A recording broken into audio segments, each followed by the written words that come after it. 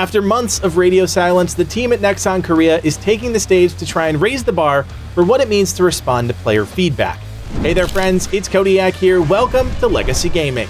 Join us as we unpack the exciting details you need to know about for the upcoming new looter shooter, the first Descendant. Unless you're intentionally following the development channels around this game, you may not recall all the details, and we don't blame you. Nexon has been pretty quiet after the open beta last October, working hard on improvements to the game. The first Descendant is a free-to-play third-person co-op action RPG from the development team at Nexon Korea. You can party up with a team of up to 4 players or go solo to take on the invading forces of the Vulgus. Explore the open world, engage in epic boss battles, and collect character upgrades to become the ultimate force to be reckoned with. Some of you may have participated in last year's open beta, but if you didn't, or you want a refresher on everything the game has to offer, feel free to check out the description below for links to our previous videos covering the game. So what exactly has happened with First Descendant? What's the team been working on? And the big question on everyone's mind, when is this game coming out? Well, today we got some answers to some of those questions, so let's get into it. Nexon has been doing a decent job regularly updating the community on the feedback they received from the open beta and exactly what they're doing as a direct response to that.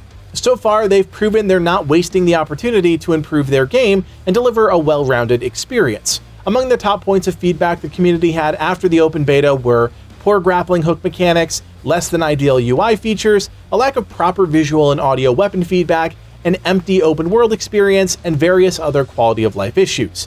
In a trailer dropped today at the extended Xbox Game Showcase, the team attempted to address most of these concerns and brought some footage to show for it.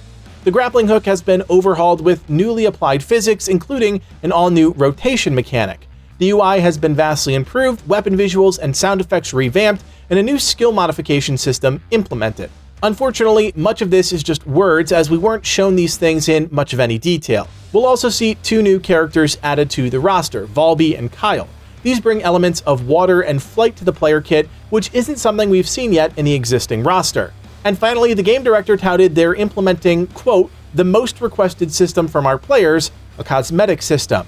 Now, I don't know about you, but I am highly suspicious a free-to-play game from Nexon Korea never had character skins and customization options in mind and are simply responding to player feedback here. It seems like a cheap way to claim you're focused on player feedback when really that was the game plan all along, but hey, maybe I'm just being cynical at this point. Plenty of free-to-play games out there, plenty of cosmetic systems, but I'm just putting 2 and 2 together. Let me know what you guys think in the comments section below. Unfortunately, one of our biggest complaints about the game was just how utterly empty the open world was. There were rarely any roaming enemies to pose that constant threat of detection, no major story elements sprinkled about, and no collectibles or things really worth discovering. The buildings were bland, and while the landscapes were okay, we don't play games to stand around and simply enjoy the level design. Don't get me wrong, it's great to see the team responding directly to player feedback with those improvements, but that was mostly to do with the game's look and feel versus adding meaningful and substantial content. The fact that the team hasn't addressed this in any way is a huge red flag, and one you better believe we're going to be laser focused on next time we're able to go hands-on with the game. While the team didn't reveal a specific release date, they did disclose they fully intend on a 2023 release window. But to prepare for that launch and give fans another look at what the team's been working on, they're preparing a cross-play beta test starting August 22nd and lasting through August 28th for Xbox, PlayStation, and PC. We're actually looking forward to this, as it's one of the few beta tests where cross-play is the focus. This really has the chance to open up the player base and populate the in-game world to hopefully bring in some life. Friends, that about does it for today's drop of info on Nexon Korea's The First Descendant. As avid fans of the looter shooter genre, we're cautiously optimistic about the next stages of the game, and we'll be covering this in depth as we get closer to that open beta in August and prepare for launch later this year. If you'd like more coverage of the game and many others in your feed, hit that like button and consider subscribing. We've got tons of great coverage plans laid out for the rest of the year and into 2024. I also want to invite you to join the Legacy Gaming community on Discord. If you're looking for a place to hang out, talk about great games, win free prizes, and group up with friends, check out the link in the description below. My name is Cody, and from everyone here at Legacy Gaming, thanks for watching, and play on.